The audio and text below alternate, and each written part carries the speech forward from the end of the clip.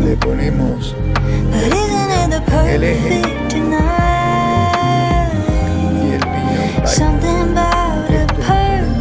porque está sujeto en el eje este pequeño, la parte de arriba con la parte de abajo baila, entonces es el que se come los dientes.